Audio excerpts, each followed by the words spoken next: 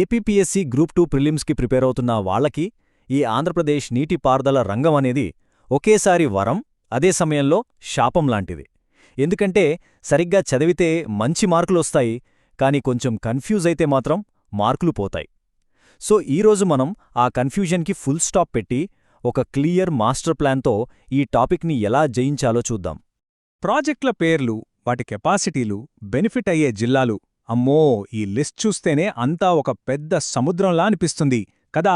Don't worry, ఆ confusion అంతా తీసేసి ప్రతి పాయింట్ని క్రిస్టల్ క్లియర్గా ఎలా అర్థం చేసుకోవాలో దానికొక పక్కా స్ట్రాటజీని ఈరోజు మనం కలిసి రెడీ చేద్దాం. ఓకే, ఇది మన రోడ్ మ్యాప్. ఫస్ట్ బేసిక్స్తో స్టార్ట్ చేసి తర్వాత మెగా ప్రాజెక్టుల లోతుల్లోకి వెళ్ళి ఆ తర్వాత అసలు ఎగ్జామ్లో మార్కులు కొట్టడానికి కావాల్సిన ట్రిక్స్ అండ్ టిప్స్ వరకు స్టెప్ బై స్టెప్గా మనం వెళ్దాం. Right, let's start with section 1. ఇక్కడ మనం ఫౌండేషన్ని చాలా స్ట్రాంగ్గా వేసుకుందాం. ఎందుకంటే ఈ బేసిక్స్ గనక మనకు పర్ఫెక్ట్గా అర్థమైతే ఆ తర్వాత వచ్చే కాంప్లెక్స్ టాపిక్స్ అన్నీ చాలా ఈజీ అయిపోతాయి, నమ్మండి. First Andhra Pradesh irrigation system scale చూడండి. మొత్తం ఆయకట్టు 1966.64 లక్షల ఎకరాలు. ఈ number just note it down. ఇది డైరెక్ట్గా ఎగ్జామ్లో అడగడానికి చాలా ఎక్కువ ఛాన్స్ ఉంది.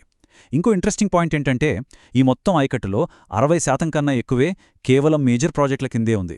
అంటే వాటి ఇంపార్టెన్స్ ఏంటో మనకు అర్థమవుతుంది. ఇది చాలా చాలా ఇంపార్టెంట్. ఈ డెఫినేషన్స్ విషయంలో ఎలాంటి కన్ఫ్యూజన్ ఉండకూడదు.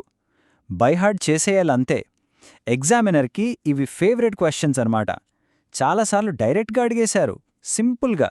మేజర్ అంటే 10,000 హెక్టార్ల కన్నా ఎక్కువ, మీడియం అంటే 2,000 నుంచి 10,000 మధ్యలో, ఇక మైనర్ అంటే 2,000 కన్నా తక్కువ. అంతే, సింపుల్. ఓకే, ఈ బార్ చార్ట్ని ఒకసారి గమనించండి. గోదావరి, కృష్ణా బేసిన్లు మిగతా వాటికన్నా ఎంత డామినేటింగ్గా ఉన్నాయో క్లియర్గా కనిపిస్తోంది కదా. ముఖ్యంగా గోదావరిని చూడండి. ప్రస్తుతమున్న కెపాసిటీకి ఇప్పుడు కడుతున్న ప్రాజెక్టుల వల్ల ఆల్మోస్ట్ డబుల్ కెపాసిటీ యాడ్ అవ్వబోతుంది. అంటే ఫ్యూచర్ వాటర్ సెక్యూరిటీలో గోదావరి బేసిన్ ఎంత కీ రోల్ ప్లే చేయబోతుందో మనం ఇక్కడే అర్థం చేసుకోవచ్చు. జలయజ్ఞం, ఈ పేరు వినగానే మనకు కొన్ని నెంబర్స్ గుర్తుకు రావాలి. ఇవి చాలా important facts. State policies, development మీద క్వశ్చన్స్ వచ్చినప్పుడు ఈ డేటా మనకు మార్కులు తెచ్చిపెడుతుంది. ముఖ్యంగా ఎన్ని ప్రాజెక్టులు కడుతున్నారు, ఎన్ని కంప్లీట్ అయ్యాయి, ఇంకా అసలు టార్గెట్ ఏంటి, ఈ 3 పాయింట్స్ ఖచ్చితంగా గుర్తుపెట్టుకోవాలి. రైట్, ఇప్పటి వరకు మనం వామప్ చేశాం.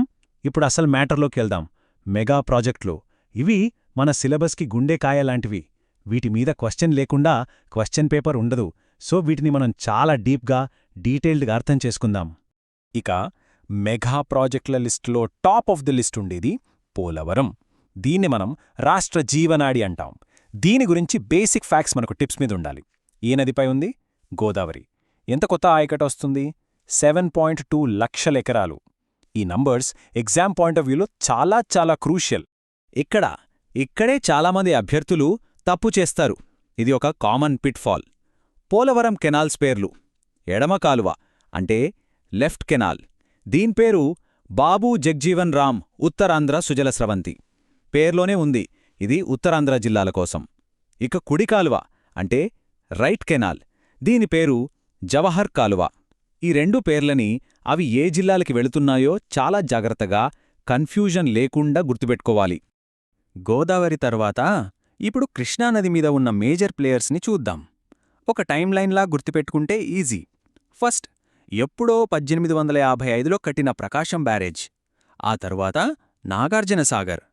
దాని తర్వాత బిగ్గెస్ట్ వన్ శ్రీశైలం ప్రాజెక్ట్, దాదాపు 308 టీఎంసీ కెపాసిటీ. ఇక ఫైనల్గా పులిచింతల. ఈ ఆర్డర్, వాటి స్పెషాలిటీస్, ఇదంతా కృష్ణానదిపై జరిగిన వాటర్ మేనేజ్మెంట్ స్టోరీ అన్నమాట. ఈ ప్రాజెక్టులు మన ఏపీ ఇంజనీర్ల బ్రిలియన్స్కి నిదర్శనం. ఇవి జస్ట్ ప్రాజెక్టులు కాదు, strategic moves. Pattiseema lift Godavari నీళ్లను కృష్ణాకి మళ్లించి డెల్టాని ఎలా ఆదుకుందో చూడండి. Purushottapatnam lift Visakha industrial drinking water నీడ్స్కి లైఫ్ లైన్. ఇక కొండవీటి వాగు స్కీమ్, ఇది మన రాజధాని ప్రాంతానికి ఒక ఫ్లడ్ ప్రొటెక్షన్ షీల్డ్ లాంటిది. ప్రతి ప్రాజెక్ట్ వెనుక ఒక పర్పస్ ఉంది. ఆ పర్పస్ని మనం గుర్తుపెట్టుకోవాలి. ఓకే, నెక్స్ట్ సెక్షన్కి వెళ్దాం. ఇదొక రీజనల్ టూర్ లాంటిది. ఏ ప్రాజెక్ట్ ఏ రీజియన్లో ఉంది, ఏ జిల్లాలకు ఉపయోగపడుతుంది అని ఒక మెంటల్ మ్యాప్ క్రియేట్ చేసుకోవాలి.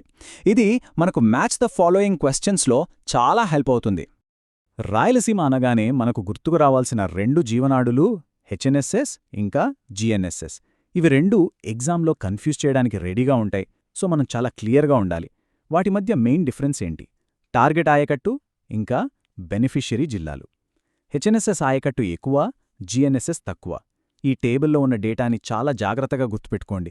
ఇది ఇంకో పిట్ఫాల్ ఏరియా. మన రీజనల్ టూర్లో first stop north coastal Andhra.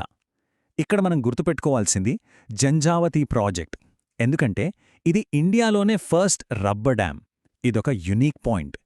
ఇక గోదావరి డెల్టాకొస్తే సర్ ఆర్థర్ కాటన్ బ్యారేజ్. దీని హిస్టారికల్ ఇంపార్టెన్స్ మనందరికీ తెలిసిందే. నెక్స్ట్ మన టూర్ సెంట్రల్ కోస్టల్ రీజియన్కి వెళ్తోంది. ఇక్కడ వెలిగొండ ప్రాజెక్ట్ ఒక గేమ్ చేంజర్. శ్రీశైలం నుంచి దాదాపు 43.5 టీఎంసీ వాటర్ని ప్రకాశం జిల్లాకు తరలిస్తుంది. ఇది మామూలు విషయం కాదు.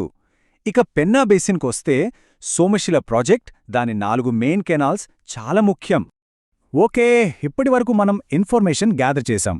ఇప్పుడు దాన్ని మార్కులుగా ఎలా మార్చుకోవాలో చూద్దాం. ఈ సెక్షన్ మన ఎగ్జామ్ డే చీట్ కోడ్స్ అన్నమాట. ముఖ్యంగా మ్యాచ్ ది ఫాలోయింగ్ క్వశ్చన్స్ని ఈజీగా సాల్వ్ చేయడానికి ఇవి హెల్ప్ చేస్తాయి. Cheat code number 1.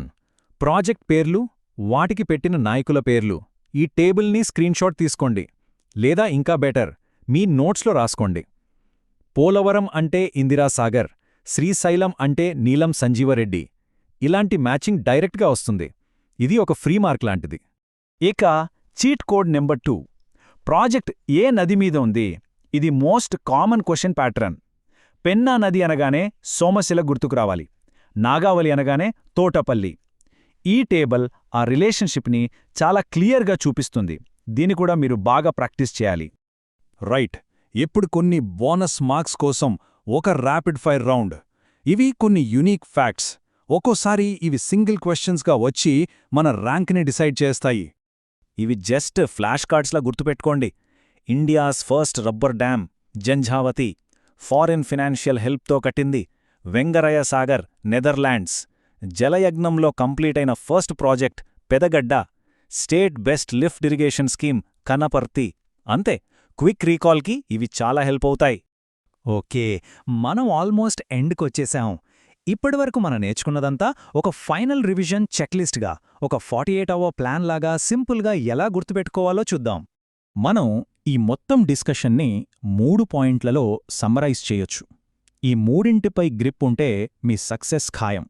Number 1 metrics, అంటే మేజర్, మీడియం, మైనర్ డెఫినిషన్స్, ఇంకా ఆ 106.64 లక్షల ఎకరాల ఆయకట్టు నంబరు. నంబర్ 2 మెగా ప్రాజెక్టులు, ముఖ్యంగా పోలవరం, శ్రీశైలం, వాటి డీటెయిల్స్. నంబర్ 3 మ్యాట్రిసెస్, అంటే హెచ్ఎన్ఎస్ఎస్ వర్సెస్ జిఎన్ఎస్ఎస్ డిఫరెన్సెస్, ఇంకా ప్రాజెక్ట్ లీడర్ నేమ్స్. ఇవే రిపీటెడ్గా అడిగే ఏరియాలు. వీటిపై ఫోకస్ చేయండి. సో బ్లూ ప్రింట్ ఇప్పుడు మీ చేతుల్లో ఉంది. ఈ ప్లాన్ని ఫాలో అవ్వండి. పూర్తి కాన్ఫిడెన్స్తో వెళ్ళి మీ విజయాన్ని మీరే నిర్మించుకోండి. All the best.